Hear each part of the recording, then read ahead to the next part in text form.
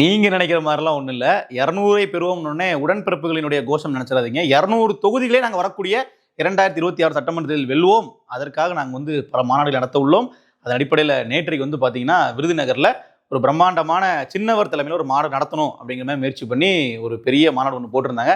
அதில் பல கூத்துகள் வந்து நடந்துச்சு. அதை நம்ம ஒவ்வொன்றா நம்ம வந்து இதில் விவரிச்சு பார்க்க போகிறோம். திமுகவானது தேர்தல் உச்சகட்ட பயத்தில் வந்து இருக்கிறாங்க, நம்ம தோல்வி பயத்தில் இருக்கிறாங்க அப்படின்றதுக்கு பல அறிகுறிகள் தென்பட்டுச்சு. அதை நம்ம விவரிச்சு ஒவ்வொன்றா பார்ப்போம்.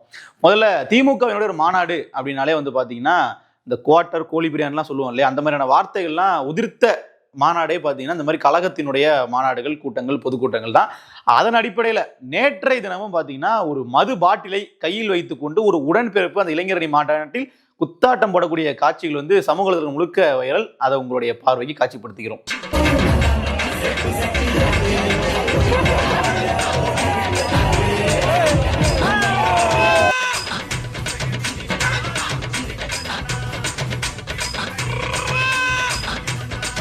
இது மட்டுமா, இதை விட ஸ்பெஷல் ஐட்டம் ஒன்று இருக்கு அப்படிங்கிற மாதிரி கரூர்ல ஒரு துயர சம்பவம் நடந்துச்சு இல்லையா.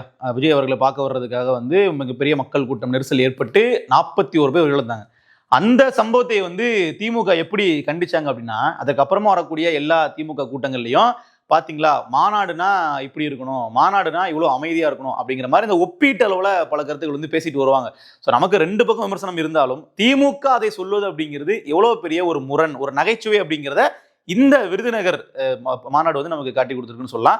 ஏன்னா அந்த மாநாட்டிலேயே அவங்களுக்கெல்லாம் வந்து ஒரு கட்டப்பையில வந்து பிஸ்கட்டு, தண்ணி இதெல்லாம் கொடுப்பாங்க இல்லையா, அந்த பொருட்கள் வச்ச இடத்த அப்படியே அடிச்சு பிடிச்சு உள்ள இருந்து எல்லாத்தையும் எடுத்துட்டு போகக்கூடிய காட்சிகளை பார்த்து அங்கிருந்த உடன்பிறப்பே வந்து இன்னொரு கரூர் சம்பவமா இது நடந்துடக்கூடாது அப்படின்னு சொல்லி புலம்பக்கூடிய காட்சியும் வெளியாயிருக்கு. ஆமா, ஓட்ட போட்டாங்க.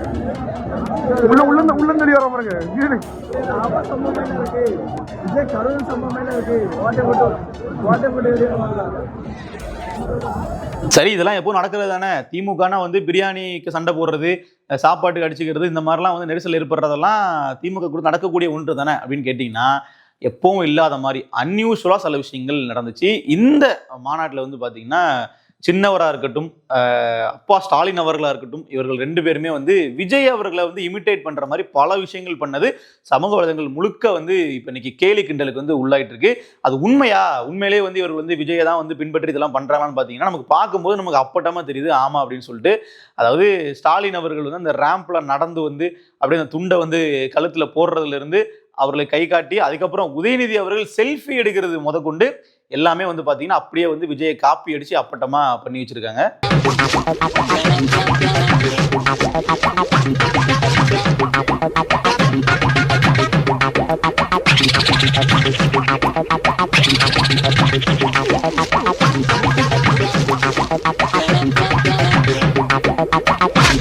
இது வந்து இதுதான் முதல் முறை நினைச்சிடாதீங்க. இதற்கு முன்னாடி அந்த டெல்டா பகுதிகளை வந்து இதே மாதிரியான இளைஞரணி மாநாட்டிலையுமே ஸ்டாலின் அவர்கள் பேசும்போது இந்த ஜென்சி கிட்ஸை வந்து நம்ம கவர் பண்ணணும், இந்த இளம் தலைமுறை வாக்காளர்களை நம்ம வந்து கவர் பண்ணணும் அப்படின்றதுக்காக இங்கிலீஷ்லாம் நிறைய வார்த்தை வந்து பார்த்தீங்கன்னா அப்படியே மிக்ஸ் பண்ணி பேசுவாப்ல.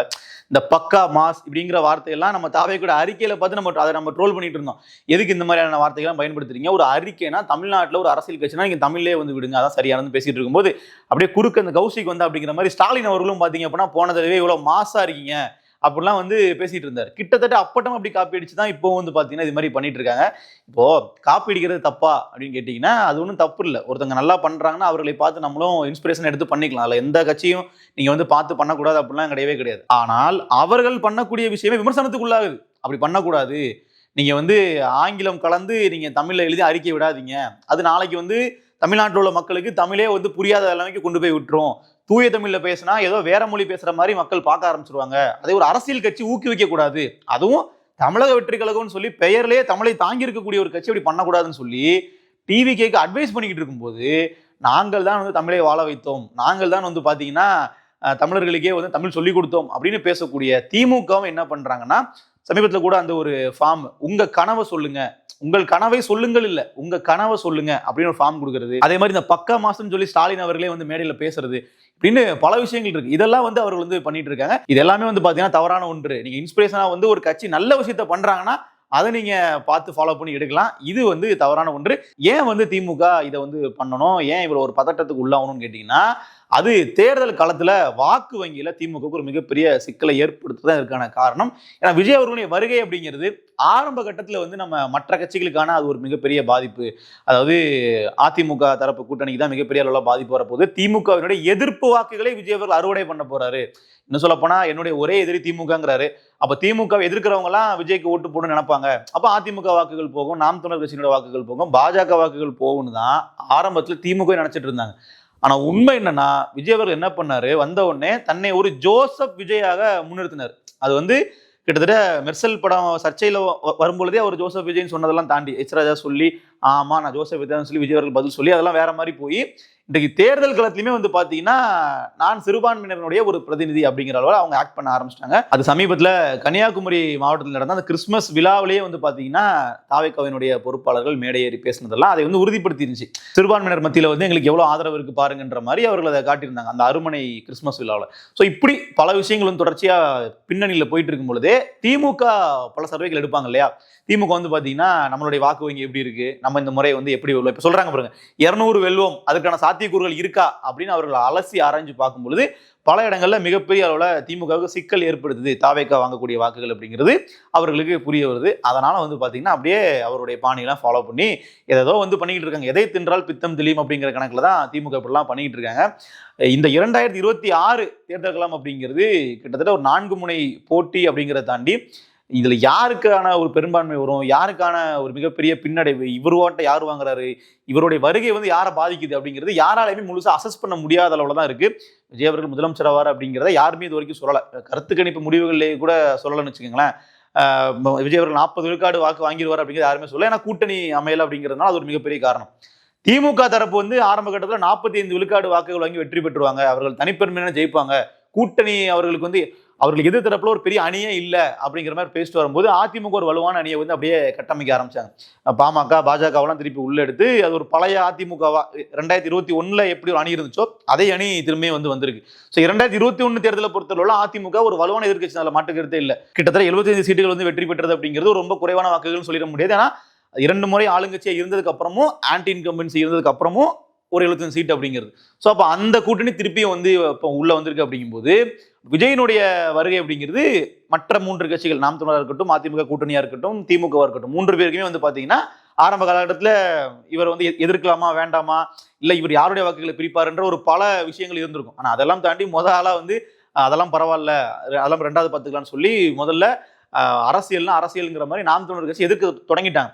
அதற்கு பின்னாடி வந்து கூட்டணிக்காக அதிமுகவும் சரி, திமுக கூட்டணியில் இருக்கிற காங்கிரஸ் சரி இவ்வளவு நேரம் காத்திருந்து அந்த கூட்டணியும் செட் ஆகாதுன்னு தெரிஞ்ச உடனே அவர்களும் வந்து இப்ப விஜயை அட்டாக் பண்ற மூடுக்கு போயிட்டாங்க.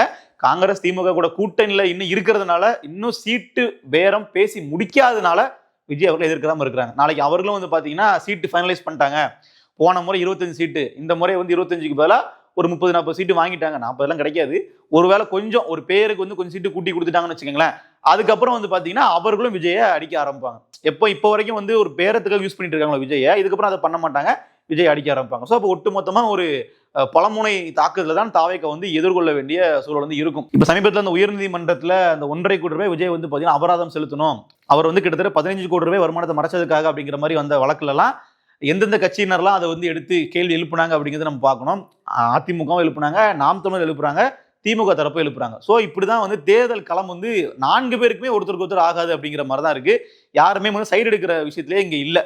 ஸோ இப்படிப்பட்ட சூழல்ல திமுகவுக்கும் அவர்களுடைய வெற்றி வந்து ரொம்ப சுலபமா இருக்கும் அப்படிங்கிற எண்ணத்திலே அவர்கள் இல்லை. அதனாலதான் இவ்வளவு விஷயம். இதுல பல பேர் சொல்றாங்க உதயநிதி போட்ட ட்ரெஸ் கோடே வந்து பாத்தீங்க அப்படின்னா வெள்ளை சட்டையும் அந்த காக்கி பேண்ட்டும் வந்து போட்டிருக்காரு. இதுவே வந்து பாத்தீங்கன்னா விஜயை பார்த்து காப்பி அடிக்கிறான்னு சொல்றாங்க. ஆனா இது வந்து அப்படியே உண்மைன்னு சொல்ல முடியாது. ஏன்னா அதற்கு முன்னாடியே வந்து ஜெகன்மோகன் ரெட்டி வந்து அங்க பண்ணதுதான் வந்து விஜய் அவர்கள் இங்க பண்ணாரு, அதை இவர்கள் பண்றாங்க. இதெல்லாம் பண்றது இவங்க திமுக காரங்க கிடையாது. ஒரு கட்சிக்கு வேலை பார்க்கறதுக்கு ஒரு பொலிட்டிக்கல் ஸ்ட்ராட்டஜிஸ்ட்னு ஒருத்தங்க இருப்பாங்க. அவர்கள் வந்து நீங்க இந்த ட்ரெஸ் போடுங்க, நீங்க இந்த மாதிரி பேண்ட் போடுங்க, நீங்க இந்த மாதிரி ஒரு செட்டப் போடுங்க, அப்பதான் உங்களுக்கு வந்து மக்கள் மத்திய ஒரு கரிஷ்மா இருக்கும் அப்படிங்கிற மாதிரி சொல்லி ரெடி பண்றது. ஸோ இதெல்லாமே வந்து பாத்தீங்கன்னா எல்லாரும் பண்ணக்கூடிய ஒன்று தான். இருந்தாலும் அதெல்லாம் தாண்டி திமுகவிற்கு ஒரு பதட்டம் இருக்கு, ஒரு பய உணர்வு இருக்கு அப்படிங்கிறத நம்ம உறுதிப்பட சொல்ல முடியுது அவர்களினுடைய நடவடிக்கை மூலமாக. தொண்டர்களுடைய மனநிலை அப்படிங்கிறத தாண்டி தலைமைக்கு ரொம்ப தெளிவா தெரியுது நமக்கு ஒரு பெரிய சிக்கல் இருக்கு அப்படிங்கிறது. இதுல இன்னொரு விஷயம், இப்போ இந்த விஜயனுடைய வருகை 4 முனை போட்டி, நாம் தமிழ் தனித்து நிற்கிறது, இவர்கள் ஒரு பெரும்பான்மையான வாக்கை வந்து தனியா வந்து எடுத்துருவாங்க. ஸோ அப்போ இந்த மாதிரி வந்து எப்படி நம்ம வாக்குகளை செக்யூர் பண்றதுங்கிற ஒரு குழப்பம் ஒரு பக்கம் இருந்தாலும், திமுகவுக்கு அதை விட ஒரு பெரிய குழப்பமா இருக்கிறது சின்னவரை வந்து முன்னிலைப்படுத்துறது. நீங்க இளைஞரணி மாநாடு நடக்கும், மகளிரணி மாநாடு நடக்கும், இது மாதிரி பல அணிகள் இருக்கு இல்லையா திமுகல, எல்லாத்த விட பிரம்மாண்டமா நடக்கிறது இளைஞரணி மாநாடா தான் இருக்கும். நம்ம அதை பார்த்துருப்போம். ஏற்பாடுகள்லாம் ரொம்ப அப்படியே வந்து தாரை தப்பட்டையோட அப்படியே ரொம்ப பிரம்மாண்டத்தின் உச்சத்துல வந்து இருக்கும். அதற்கான காரணம் என்னன்னா, உதயநிதிக்கு மணிமகுடம் சூட்டுவதுதான் வந்து அவர்கள் இருக்கக்கூடிய ஒரே குறிக்கோள். அதுலயும் இப்ப அடுத்த கட்டம் என்ன சிக்கல், உதயநிதிக்கு வந்து ஒரு 40ல இருந்து 50 எம்எல்ஏக்கள் அவருக்கு வந்து அப்படியே பேக்கப்பா நிக்கணும் அப்படின்னா, இளைஞரணி சார்பில் அத்தனை எம்எல்ஏக்களை உதயநிதி அவர்கள் நிப்பாட்டுறதுக்கு முயற்சி பண்ணிட்டு இருக்காரு. திமுகவே முதல்ல பெரும்பான்மையை கிடைக்கணும் அப்படின்னா 170 தொகுதிகளுக்கு மேல போட்டியிட வேண்டியிருக்கு. அதுல உதயநிதி அவர்களுக்கும் ஒரு பெரும்பான்மையா எம்எல்ஏக்கள் பேக்கப் இருக்கணும்னா, ஏற்கனவே இருக்கக்கூடிய தொகுதிகள், திமுக வசம் இருக்கக்கூடிய தொகுதிகள் கட்டாயமா ஜெயிக்கணும், கட்டாயமா ஜெயிச்சிருவோம் அப்படின்னு இருக்கக்கூடிய தொகுதிகள்லாம் உதயநிதி அவர்கள் இளைஞரணி சார்பா கேட்டு வாங்கணும். அப்போ கட்சிக்குள்ளேயே இவ்வளவு பிரச்சனை இருக்கு. நாளைக்கு திமுக பெரும்பான்மை வருமானு இருக்கக்கூடிய சந்தேகத்துல அப்படியே வெற்றி பெற்றாலும் உதயநிதி அவர்கள் முதலமைச்சர் ஆக்குறதுக்கு ஏற்ற மாதிரி திமுக எம்எல்ஏக்கள் இருக்கணுங்கிறது திமுக தலைமை வகிக்கக்கூடிய இன்னொரு சிந்தனையா இருக்கு. ஸ்டாலின் அவர்களுக்கு அதான் விஷயம். இப்ப அப்படியே அடுத்த முறை வந்து உதயநிதி கிட்ட நம்ம ஒப்படைக்கணுமே அப்படின்ற ஒரு பெரிய சிக்கல் இருக்கு. அதனாலதான் உதயநிதி அவர்கள் ஒரு பிராண்டா மாத்தணும், இளைஞர்கள் எல்லாம் உதயநிதி பக்கம் இருக்காங்கன்னு ஒரு காட்டணும் அப்படிங்கிற ஒரு மிகப்பெரிய கட்டாயம். அதனாலதான் இவ்வளவு கூத்துக்கள்லாம் இருக்கு. நீங்க இன்னும் நல்லா கவனிச்சு பாருங்க, உதயநிதி அவர்களுடைய செயல்பாடுகள் அப்படிங்கிறது சமீப காலமா ஜீரோ. எந்த ஒரு பிரஸ் மீட்டும் கொடுக்கறது இல்லை, எந்த ஒரு பெரிய அளவுல ஒரு பிரச்சனைக்காக வெளியே வந்து மக்கள் கூட நிக்கிறோம், மக்கள் கூட பேசுறோம், இல்ல மக்களை சந்திக்கிறோம், அவர்கள் வந்து போராட்ட காலத்துக்கு வரணும்னு தேவையில்லை, ஏன்னா ஆளுங்கட்சி இல்லையா, இப்போ மக்களை சந்திக்கிறோம் அப்படிங்கிற மாதிரி கூட எதுவுமே இல்லை. ஆட்சிக்கு வந்த ஒரு முதல் 6 மாதங்கள் நீங்க பாத்தீங்கன்னா சேப்பாக்கம் தொகுதியில் அப்படியே ஒரு சூறாவளியா சுத்திட்டு இருப்பாரு உதயநிதி அவர்கள். டாஸ்மாக் கடையை மூடுறது என்ன, கழிவறைக்குள்ள போய் பார்த்தது கிளீன் பண்றது, அதாவது கழிவறை சுத்தமா இல்ல சுத்தம் பண்ணுங்கன்னு சொல்லி அதிகாரிகளுக்கு உத்தரவிடுறது என்ன அப்படின்னு பல கூத்துகள் வந்து பண்ணாங்க. இப்ப நீங்க கடைசி 6 மாசம் எடுத்து பாத்தீங்கன்னா அப்படியே ஒரு சைலண்ட் மோட்ல இருக்கிறாங்க. இந்த மாநாட்டுக்கு மட்டும்தான் அவர் வந்து பேசவே செய்றாரு. உதயநிதி முகத்தை வந்து நம்ம பார்த்தே பல நாட்கள் ஆயிடுச்சுன்னு வச்சுக்கீங்களேன், அந்த மாதிரிதான் வந்து போயிட்டு இருக்கு. ஸோ தேர்தல் கிட்ட நெருங்கும் பொழுது இந்த மாதிரி மாநாடுகள், இது மாதிரியான அந்த காஸ்டியூம் சேஞ்சு, அந்த ஆட்டிடியூட்லாம் இவர்கள் வந்து காட்டும்போது தான் தன்னையும் வந்து ஒரு ஐக்கானா வந்து நிப்பாட்டணும் அப்படின்னு ட்ரை பண்றாங்க. ஆனால் அது எடுபடுமானா அதற்கான வாய்ப்புகள் சுத்தமா இல்லை. லிட்டரலி நீங்க இன்னைக்கு பண்ணும்போதே வந்து நீங்க விஜயை காப்பி அடிக்கிறீங்கன்னு சொல்லி அப்படியே வந்து பச்சையா எடுத்து போடுறாங்க. இதுல என்னன்னா, விஜயுமே வந்து எதிர்த்தரப்புகள் அடிக்க தான் செய்யறாங்க. அதை வந்து பாருங்க விஜய் எவ்வளவு சூப்பரா ட்ரெஸ் போட்டிருக்காரு, விஜய் அவர்கள் துண்டு எடுத்து எப்படி போறாத பாருங்கன்ற மாதிரி பாராட்டல.